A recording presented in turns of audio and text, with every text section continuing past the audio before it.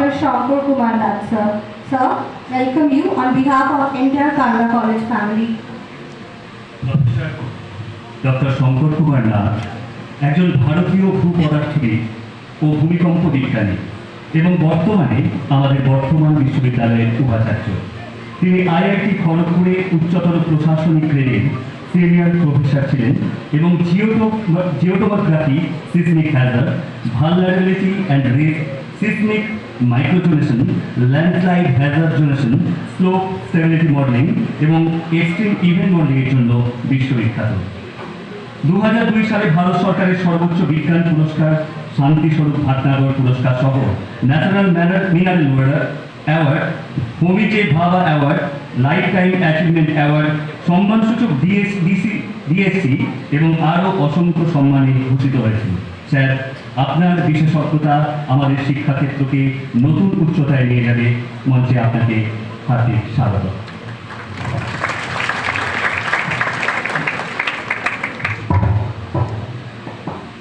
অসংখ্য ধন্যবাদ। আমার সম্বন্ধে এত সাধুবাদ দেওয়ার জন্য আমি অসংখ্য ধন্যবাদ জানাই।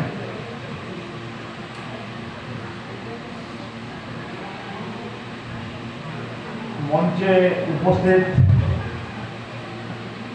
বিশিষ্ট অতিথিবৃন্দ, যাদের সকলের নাম আমি ঠিক বলতেও পারবো না, বলতে গিয়ে ভুল করবো, তার থেকে না বলে আমি জেনারেলি এস্টিমড এবং ডিস্টিংগুইশড গেস্ট হিসেবেই সম্বোধন করে থাকি। এছাড়া যারা প্রেক্ষাগৃহে শিক্ষক, শিক্ষিকা, অন্যান্য অতিথিবৃন্দ যারা বসে আছেন এবং আমাদের প্রিয় ছাত্রছাত্রী যারা এই অনুষ্ঠানে অংশগ্রহণ করতে এসেছেন, আমি সকলকে অভিনন্দন জানাই। আজকে আরেকটি গীতাঞ্জলির জন্ম হলো। রবীন্দ্রনাথের গীতাঞ্জলির পর কালনায় গীতাঞ্জলির জন্ম দিলেন আমাদের প্রিন্সিপাল, কালনা কলেজের প্রিন্সিপাল উত্তর সাহেব তাপস সামন্ত। আমি এই অনুষ্ঠানে হয়তো পুরোটাই থাকতাম এবং আমার একটা ভালো লেকচার দেওয়ার ইচ্ছে ছিল, কিন্তু আনফর্চুনেটলি আজকে আমাদের চিফ মিনিস্টার ম্যাডাম শিউরিতা আসছেন এবং প্রিন্সিপাল সেক্রেটারি সাহেব অলরেডি সার্কিট হাউসে বর্তমানে অপেক্ষা করছেন আমাকে 7 দিনের মধ্যে পৌঁছতে দেয়। আমি এই অনুষ্ঠানে উপস্থিত থাকতে পেরে এবং এই যে উদ্বোধন উৎসব হলো তাতে পার্টিসিপেট করতে পেরে আমি নিজেকে খুব ধন্য মনে করছি। আমাকে এই অনুষ্ঠানে অংশগ্রহণ করার জন্য আমন্ত্রণ জানানোর জন্য আমি প্রিন্সিপাল সাহেব এবং ইউনিভার্সিটি আমাদের কলেজের যে ম্যানেজমেন্ট কমিটি তাদের সকলকে আমার ধন্যবাদ জ্ঞাপন করি। এই যে একটা প্রেক্ষাগৃহ তৈরি হলো, আজ কিছুক্ষণ পর থেকে আরম্ভ করে এখানে নানা রকম বিতর্ক, ব্রেইনস্টর্ম, ঝগড়াঝাটি, সাহিত্যিক সমালোচনা, অনেক কিছু হবে। বলা যায় না কালনার এই প্রেক্ষাগৃহ থেকে হয়তো বাংলার একটা নতুন রেনেসাঁস আবির্ভাব করতে পারে।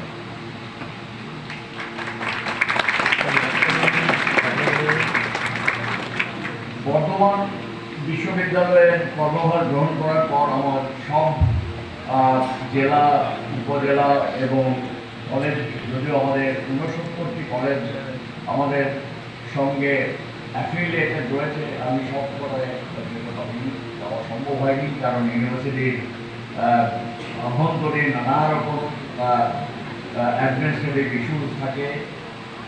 যাই হোক, আমাদের একজন ইন্সপেক্টর অফ কলেজ আছেন যিনি এই কলেজগুলো পরিদর্শন করছেন এবং ফর্চুনেটলি বা আনফর্চুনেটলি বলতে পারেন, আমি কলেজে না গেলেও কলেজের অনেক কিছু ইনফরমেশন আমার কাছে অটোমেটিকলি পৌঁছে যায়।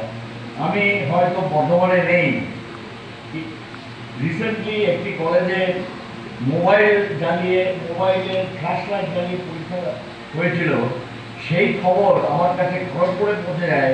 আমি আমার কয়েকজন ছাত্র এখনো পিএইচডি সাবজেক্ট করেনি, ওদের সিনোপসিসের জন্য গিয়েছিলাম। তো এতে আমার এইটুকু মনে হয়েছে যে যদিও আমি সমস্ত কলেজে পরিদর্শন করতে পারি, করা উচিত, আমার যাওয়ার ইচ্ছে আছে, কিন্তু তবুও সমাও আমাকে সবাই নিজেদের মধ্যে একজন করে নিয়েছেন এবং আমাকে আমার উপর মধ্যে আমার যে লিডারশিপ সেটা আমরা অ্যাকসেপ্ট করেছেন এবং সবাই কলেজ বলুন বিশ্ববিদ্যালয় বলুন এর একটা অংশ সবাই এই প্রতিষ্ঠানগুলোর ভালো চান, উন্নতি চান এবং এই অনুষ্ঠান এই যে ফেসিলিটিসগুলো রয়েছে এদের যাতে উন্নতি হয়, কিভাবে করা যায়। প্রতিনিয়ত রাত 2টো থেকে 4টে পর্যন্ত আমি নানা রকম সাজেশন পাই এবং 4টে থেকে 7টা 7:30 পর্যন্ত আমি ঘুমোতে যাই। 3:30 থেকে 4 ঘন্টা থেকে আমি ঘুমানোর সুযোগ পাই না, এটা আমার ছোটবেলা থেকে অভ্যেস। তো আজকে এই যে একটা প্রেক্ষাগৃহ তৈরি হলো এখানে, আমি অনুরোধ করব যে আশেপাশে আরও অনেক স্কুল কলেজ রয়েছে, স্পেশালি অনেক স্কুল আছে যাদের ক্ষমতা নেই প্রেক্ষাগৃহ তৈরি করা। এই আপনি একটু দয়া করে এই প্রেক্ষাগৃহ তাদেরকে ব্যবহার করার সুযোগ দেবেন, যারা হয়তো ফ্যাসিলিটি তৈরি করার মতন ক্ষমতা অর্জন করতে পারেননি। কারণ আমাদের রাজ্য সরকারের এত আর্থিক সমর্থন নেই যে আমরা সব জায়গায় সব রকমের ফ্যাসিলিটি তৈরি করতে পারবো। আর আমরা কেন্দ্রীয় সরকার দ্বারাও কি বলবো, আমরা অনেকটা নেগলেক্টেড। কেন্দ্রীয় সরকার আমাদের যতটা অর্থ দেওয়ার ততটা অর্থ আমাদের দেয় না। আজকাল ইউনিভার্সিটি এবং কলেজগুলোতে সায়েন্স, ইঞ্জিনিয়ারিং, হিউম্যানিটিস, সোশ্যাল সায়েন্সেসের যে প্রজেক্ট আমরা করে থাকি, ইনভেস্টিগেশন করে থাকি, সেই প্রজেক্ট প্রপোজালের ফান্ডিংও অনেক কমে গেছে। সেজন্য আমাদের এখন আন্তর্জাতিক ফান্ডিংয়ের উপর ডিপেন্ড করতে হয়। আমি এখনও প্রায় 10-12টা প্রজেক্ট হ্যান্ডেল করে নিয়েছি। সেই প্রজেক্টগুলোর বেশিরভাগই আমার ইন্টারন্যাশনাল ফান্ডিংয়ে চলে। আর আস্তে আস্তে কেন্দ্রীয় সরকারের ফান্ডিং অনেক কমে গেছে, রাজ্য সরকারের ফান্ডিং দেওয়ার মতো ক্ষমতা নেই। কিন্তু যতটুকু টাকা আমরা পাই সেটা দিয়ে যাতে একটা ইফেক্টিভ এবং একটা নতুন কিছু আমরা আবিষ্কার করতে পারি বা নতুন কিছু উদ্ভাবন করতে পারি, নতুন একটা মেথোডোলজি ডেভেলপ করতে পারি, নতুন সাইকোলজিক্যাল ইস্যুসগুলোকে আমরা সলভ করতে পারি এবং নতুন কিছু আবিষ্কার করতে পারি, এই দিকে আমাদের নজর দেওয়া দরকার। আমরা আজ পর্যন্ত যতজন বর্ধমান জেলা থেকে বিশ্বের দরবারে নিজেদের তুলে ধরছেন, তাদের 90% আইআইটি খড়গপুরের ফ্যাকাল্টি। এমন এক সময় ছিল যখন কেমিস্ট্রি ডিপার্টমেন্ট ছিলেন ওয়ান অফ দ্য বেস্ট এবং আমার প্রায় 80-85% কলিগ যারা আইআইটি খড়গপুরে রয়েছেন বা রিসেন্টলি রিটায়ার করছেন তারা সবাই বর্ধমান বিশ্ববিদ্যালয়ের অ্যালামনাস। ফিজিক্স ডিপার্টমেন্টও সেভাবে যথেষ্ট বিখ্যাত। লয়ের কথা তো আর লওয়ার নয়, প্রতাপচন্দ্র চন্দ্র আমাদের স্বনামধন্য কলকাতা হাইকোর্টের চিফ জাস্টিস, উনি আমাদের বর্ধমান ইউনিভার্সিটির অ্যালামনাস, আমাদের বর্ধমান ইউনিভার্সিটি ল কলেজের অ্যালামনাস। তো যাই হোক, আমাদের 36টি ইউনিভার্সিটি এই রাজ্যে রয়েছে এবং 36টা ইউনিভার্সিটি প্রতিটি ইউনিভার্সিটি ইউনিট কোনো ইউনিভার্সিটিতে হয়তো লিঙ্গুইস্টিক্স ইউনিক, আবার কোনো ইউনিভার্সিটিতে সায়েন্স অ্যান্ড টেকনোলজি আমরা করি, সেটা খুব ইউনিক। এবং অনেকে অনেক কিছু করেন যেটা হয়তো বেশি অফ করে যদি আমরা দেখতে যাই, দেখবো যে আমাদের এখান থেকে অনেক বেশি বা উদ্ভাবনা হচ্ছে এবং অনেক নতুন আইডিয়াস আমরা জেনারেট করছি, যেটা হয়তো সেন্ট্রাল লেভেলেও IIM বা ইন্ডিয়ান ইনস্টিটিউট অফ সায়েন্স সেটা হচ্ছে না। আর যেহেতু আমি IIT খড়গপুরে প্রায় 15 বছর কাটিয়েছি অ্যাজ অ্যাওয়ারনেস, এবং পরে পৃথিবীর বিভিন্ন প্রান্তের চাকরি করার পর আমি যখন আবার ফিরে আসি IIT খড়গপুরে থাকি, আমি দেখেছি যে IIT খড়গপুরে আমরা যা করি এবং বর্ধমান ইউনিভার্সিটিতে আমরা যা করি, আমাদের 40টা ডিপার্টমেন্ট রয়েছে, সেটা কোনো অংশেই ন্যূনতম নয় এবং অনেক ক্ষেত্রে অনেক বেশি মোটিভেটিং এবং ডেডিকেটিং দেন IIT খড়গপুর। কারণ একটাই, আমরা জানি আমাদের স্বল্প আর্থিক স্বল্প আর্থিক ক্ষমতা আছে, স্বল্প পরিকাঠামো আছে, আর যে পরিকাঠামো আছে সেটা দিয়েই আমাদের পৃথিবীর বুকে নিজেদের এক্সপোর্ট করতে হবে এবং আমাদের চিন্তাধারা, আমাদের বিজ্ঞান প্রযুক্তিবিদ্যা যাই আমরা করি থাকি না কেন, সেটা পৃথিবীর থেকে আমাদের তুলে ধরতে হবে। আমি একটা কথাই বলেছিলাম বিশ্ববিদ্যালয়ে জয়েন করার পর, যে বিশ্ববিদ্যালয়ের বাইরে আমাদের কি আমরা কি ধর্ম অবলম্বন ধর্মে বিশ্বাস করি বা কি রাজনৈতিক মতে বিশ্বাস করি, সেটা নয়।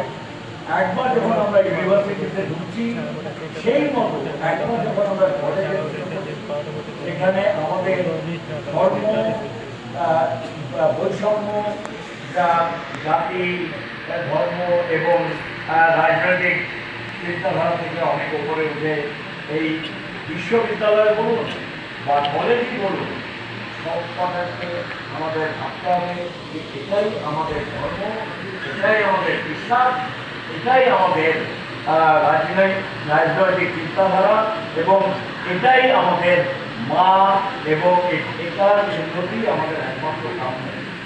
এটা আমি বর্তমানে বারবার বলি, আমি ছাত্রদের বলছি, আমার অশিক্ষক কর্মচারীবৃন্দ তাদেরকেও বলেছি, শিক্ষকদেরও বলেছি, সবাইকে আমি এক কথাই বলি যে একবার যখন গেট দিয়ে ইউনিভার্সিটিতে ঢুকে গেলেন বা কলেজে ঢুকে গেলেন, তখন আপনাদের পরীক্ষা হবে যে আপনি এই কলেজের হয় কর্মচারী, নয়তো ছাত্র, নয় শিক্ষক, কিন্তু you are a part of the college of the university, যেটা আপনার দিকে ফিরে আছে যে আপনি একে বিশ্বের সর্বোচ্চ দরবারে তুলে ধরবেন and take it to the zenith of its success and to its apex of its existence.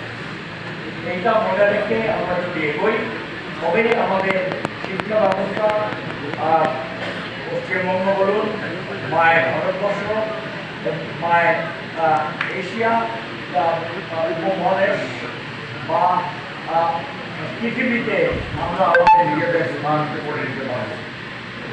আমি আবার একটা কথাই বলি যে আজকে থেকে আরম্ভ করে আপনাদের এখানে সেমিনার, ইন্টারন্যাশনাল সিম্পোজিয়াম, বিতর্ক সভা এবং ওয়ার্কশপ, সাংস্কৃতিক অনুষ্ঠান সব কিছু সেখানে আপনারা অর্গানাইজ করবেন। আশেপাশে স্কুল কলেজ যাদের এই ক্ষমতা ছিল না, তাদেরকে অর্গানাইজ করার সুযোগ দেবেন এবং সেখান থেকে হয়তো নতুন চিন্তাধারার প্রজন্ম করবে, নতুন কিছু আবিষ্কার হবে, নতুন কোনো চিন্তাধারা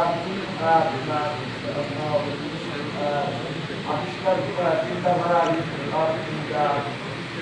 প্রজন্ম এখানে হতে পারে। তো এই পদ্ধতিতে আমাদের কথা বলে যদি কখনো সম্ভব হয়, আমি এসে এখানে 1-1.5 ঘন্টা একটা full fledged disaster mitigation and ম্যানেজমেন্টের উপরে আমি একটা লেকচার দেবো এবং আমি বলায় আমি আমার নাম শঙ্কর, এটা ভগবান শঙ্করের সঙ্গে ওতপ্রোতভাবে জড়িত। আমার আরাধ্য দেবতাও শঙ্কর, আমি হিন্দু। আর আমি সমস্ত রকম এক্সট্রিম ইভেন্ট যেটা জাগতিক যত ধ্বংস এবং বিধ্বংসী রূপে এই পৃথিবীকে আগ্রাস করে, আমি সেসবের মডেলিং করি, মিটিগেশন করি, ম্যানেজমেন্ট করি এবং এখান থেকে নিস্তার হওয়ার রাস্তাও করি। এটাই আমার কাজ এবং আমি অ্যাজ এ সায়েন্টিস্ট আমি এই ধরনের রিসার্চ করে সারা পৃথিবীতে আমার যা চিন্তা আমরা সেগুলো করছি এবং আমি আপনাদের এগুলো বলে দিচ্ছি যে আজকের দিনে যে ভূমিকম্পের যে নতুন নভেম্বর 2025-এ ইন্ট্রোডিউস হয়েছে সেটা আমাদের তৈরি করা 2002-এর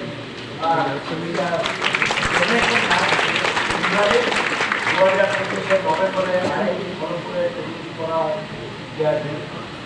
ভূমিকম্পের যে ডোনেশন ম্যাপ তৈরি করেছে তাতে দেখবেন যে সারা পশ্চিমবঙ্গ তিনটে পরিগণিত হয়েছে। আগে কিছু অংশ ঢুকে ছিল কলকাতা টু এবং কিছু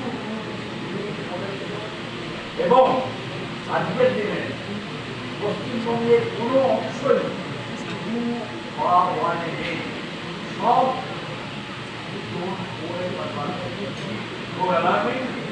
এবং এটা মনে রাখুন যে আমরা কেউ খুব এবং আমাদের বাড়ি ঘর দর যা তৈরি করি না কেন ইনক্লুডিং এই অডিটোরিয়াম, এটা করতে গেলে আমাদের কতগুলো বিল্ডিং বাইলজ আছে, সব কিছুর একটা রুলস রেগুলেশন আছে।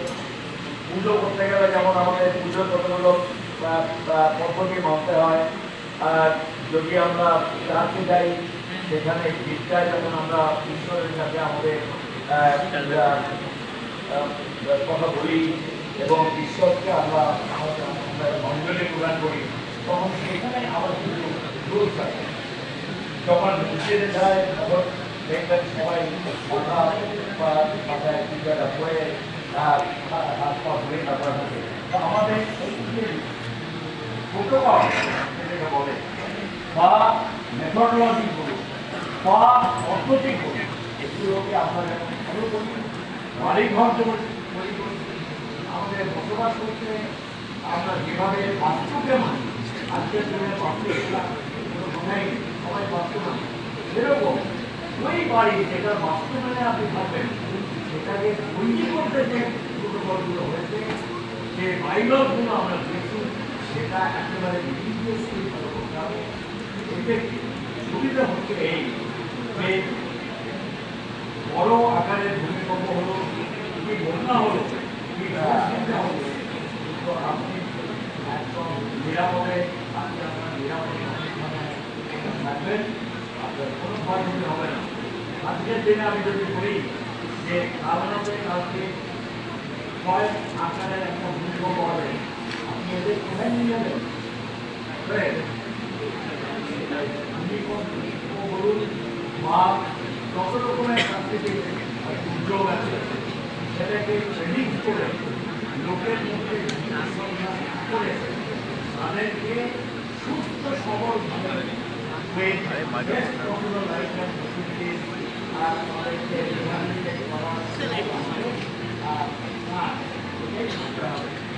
আমি আবার আপনাদের সকলকে অভিনন্দন জানিয়ে এবং আমাকে এখানে নিমন্ত্রণ করার জন্য আবার ধন্যবাদ জ্ঞাপন করে আমি আমার ছোট বক্তৃতা শেষ করলাম। ভালো থাকবেন, সুস্থ থাকবেন এবং ঈশ্বর আপনাদের সকলকে রাখুন।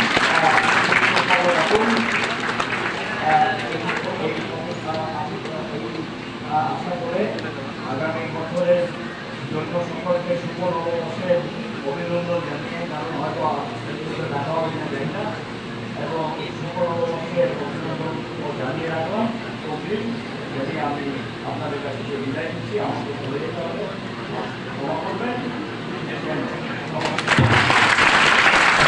express our sincere gratitude to Professor Nag for your encouragement and guidance and enlightening us for progressing in our research endeavors. We would truly love to have your gracious presence in our upcoming seminars and understand more about your research areas, focusing mostly on the methodology part. Thank you, sir, once again. উপাচার্য মহাশয়ের আমরা জানি যে দীর্ঘ থাকে তার জন্য